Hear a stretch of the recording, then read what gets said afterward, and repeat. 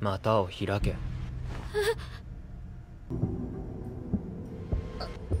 Gua ramal beranda kalian hari ini penuh dengan orang yang ngebahas scene ini ya kan. Lebarkan pahamu, spark your leg. Yap, hari ini nampaknya panas sekali kondisi di YouTube. Karena Muse Indonesia itu mulai dari episode ketiga nggak akan menayangkan Code season kedua di YouTube mereka. Tapi sebagai opsi lain, kalian bisa menonton episode ketiga ini yang legal di Base Station. Oke, kali ini gue akan breakdown dan bahas detail yang ada di episode ketiga kali ini. Pertama ngomongin soal grafis dulu dong nih ya, yang kemarin sempat downgrade dan banyak dibahas gitu ya. Gimana menurut kalian grafis dari episode ketiga kali ini? Kalau di mataku sih ya, kalau soal grafisnya tuh udah kembali normal lagi di episode ketiga kali ini. Dan ya kalau gitu mari kita mulai bahas per scene yang ada di episode ketiga kali ini. Episode ketiga ini dibuka dengan melanjutkan si Manabe dan gengnya yang membuli Kei. Niatnya di sini Ayano Koji itu ingin melihat lebih lama lagi ya wajah lain dari Kei yang dibully.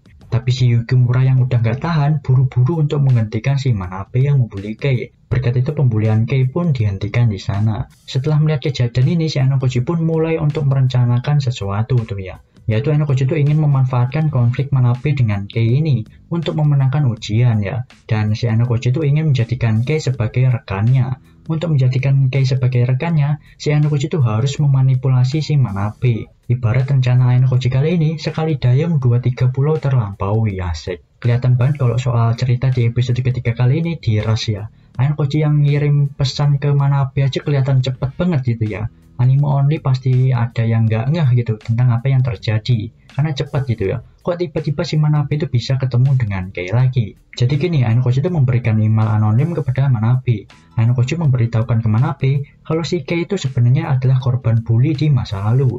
Dan Ayano Koji juga itu memberitahukan lokasi Kei kepada Manabe juga. Untuk menggiring Manabe agar membuli Kei. Ayano Koji meminta Hirata untuk menyuruh Kei datang di kapal bagian bawah yang sepi itu ya. Kei udah datang di kapal bagian bawah. Dan ternyata yang ada di sana itu bukan Hirata, tapi malah si Manabe dan gengnya. Ayano Koji sengaja mengatur hal ini untuk menjatuhkan mental milik Kei ya, agar dibully dengan Manabe di sini. Ibarat Ayano Koji itu udah nyiapin panggung gitu ya untuk si Manabe membuli Kei di sini. Dan saat Kei ada di titik terbawah, si Ayano Koji itu akan menjadi pahlawan bagi Kei dan memanfaatkan Kei. Yap, alhasil si Manabe dan gengnya dan ada Rika juga di sini udah tahu fakta kalau si Kei itu adalah korban bully dari email yang Ayano Koji kirim tadi. Mereka pun mulai semena-mena ya terhadap Kei dan membuli Kei secara brutal. Kei itu ditampar tanpa ampun bolak-balik itu ya. Dan satisfying banget tuh tamparannya ya. Tapi kalau di light novelnya, Kei itu ditendang, dipukul, dijambak, paket komplit lah ya pokoknya ya. Untuk di animenya sendiri tuh nggak begitu brutal gitu dilihatnya, cuma ditampar doang. Ayano Koji menyaksikan Kei yang dibully dari kejauhan. Untuk latar pas Kei dibully ini, feel-nya tuh dapet banget ya. Dari suasana dan soundtracknya tuh pas banget. Ngebuat merinding pas di scene pembulian ini. Di saat Manabe dan gengnya udah pergi, si Ayano Koji tuh mulai menghampiri si Kei. Ayano Koji yang baru datang mengancam akan membeberkan masa lalunya Kei dan fakta Kei yang berpura-pura pacaran dengan Hirata akan dibeberkan juga oleh si Ayano Koji. Ayano Koji menyuruh untuk melebarkan pahanya Kei. Tentu aja ini cuma gertakan dari si Ayano Koji doang ya. Di light novelnya bahkan si Ayano Koji itu mengancam sambil membuka resleting celananya tuh ya. Tapi di animenya nggak ditampilin tuh ya. Ayano Koji membuka resletingnya. Kei merelakan tubuhnya di sini karena masih ada satu hal yang dia sembunyikan, yaitu bekas luka sayatan pisau di bagian kiri atas. Luka ini udah diperlihatkan di episode 1 akhir kemarin ya. Bagi Kei, luka ini adalah salah satu aib bagi dirinya. Kei berkata, apa yang orang tidak berdaya lakukan saat dihadapkan oleh situasi yang ada di luar kendalinya. Orang itu tidak akan melawan dan berkata kalau dia akan dimangsa lagi. Ya maksud yang dikatakan dari Kei tadi itu adalah kondisi yang Kei alami saat ini.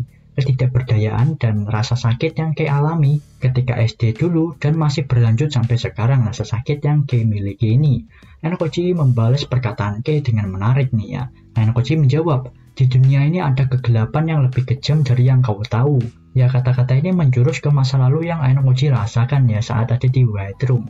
Perkataan ini juga bisa berarti kalau masalah Kei yang saat ini nggak ada apa-apanya ketimbang yang Ayano Koji alami dulu saat di White Room.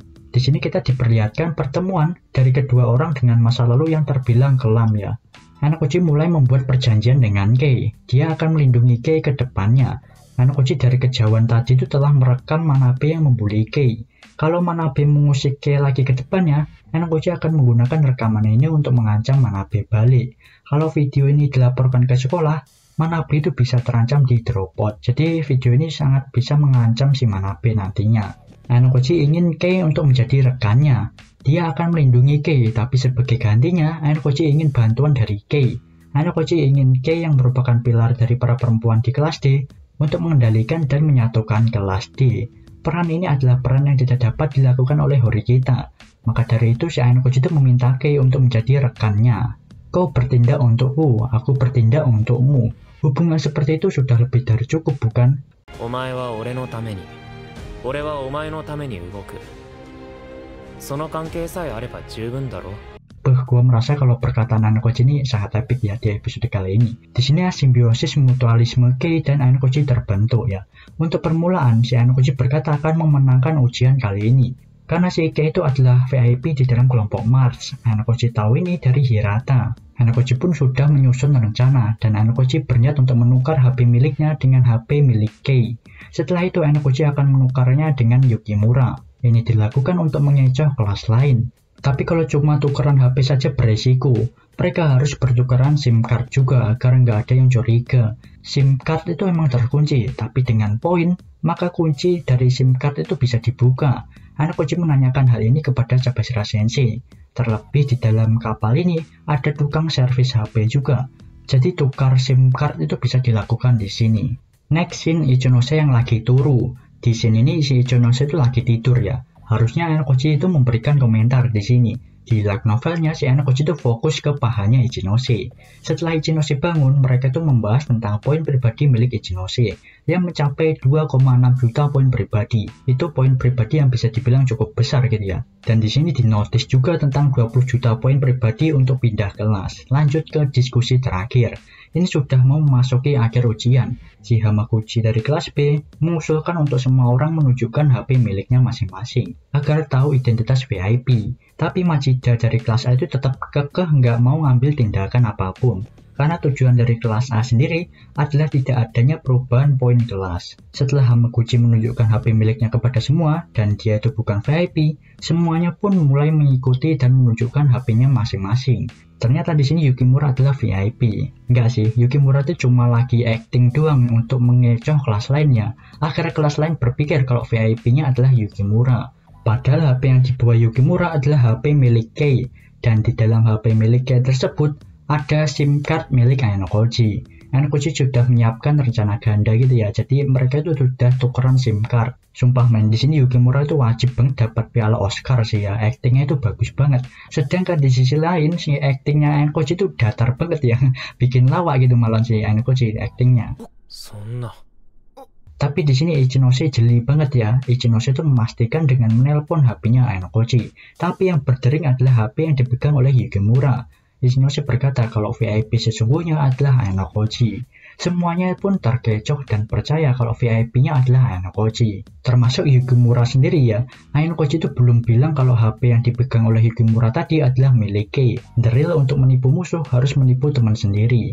Ichinose berhasil menebak rencana ganda milik Hanakoji di sini ya. Di light novelnya Ichinose itu tahu kalau Hanakoji itu telah mengganti SIM card-nya. Dan di light novelnya juga harusnya scene ini Hanakoji hanya mengobrol berduaan saja dengan Ichinose tanpa ada si Kei. Tapi di animenya itu mereka malah ngobrol bertiga. Dan ini dia hasil ujian kali ini. Kelompok Hanakoji atau kelompok Mars hasil akhirnya itu mendapat kondisi atau hasil keempat. Perlu diingat untuk kondisi keempat ini, si penjawab itu salah menebak identitas si VIP. Maka dengan itu, kelas si penjawab akan minus 50 poin kelas. Dan si Kei yang merupakan VIP dapat 500.000 poin pribadi. Dan yang mengejutkannya di sini, kelas C, kelas Riwen yang menang ya, dengan memperoleh 100 poin kelas. Dan di sisi lain, si kelas D itu cuma dapat 50 poin kelas saja. Kok bisa cuma 50 poin kelas doang, Bang?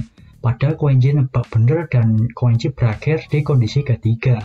Yap, Koenji itu berhasil nebak identitas di kelompoknya, dan Kei yang merupakan VIP gagal ditebak, jadi plus 50 juga.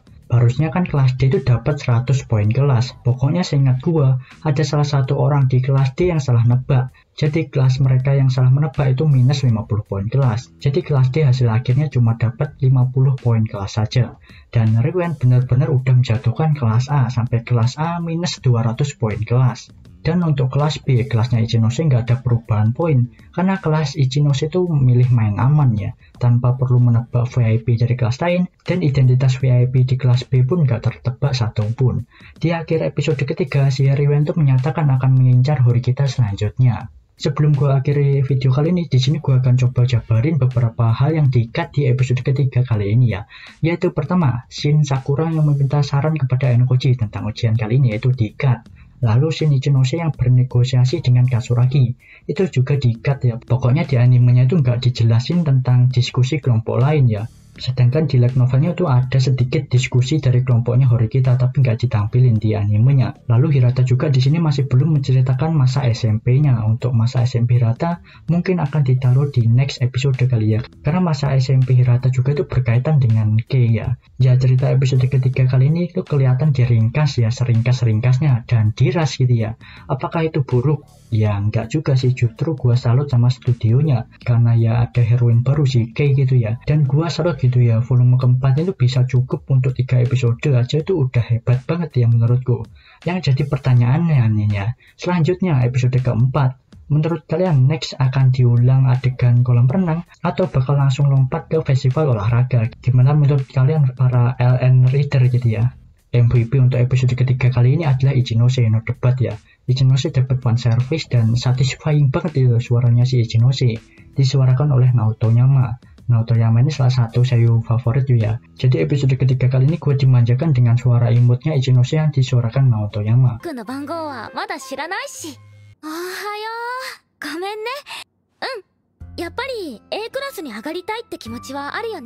Naoto Yama the best pokoknya. Ya pokoknya sekian aja video kali ini.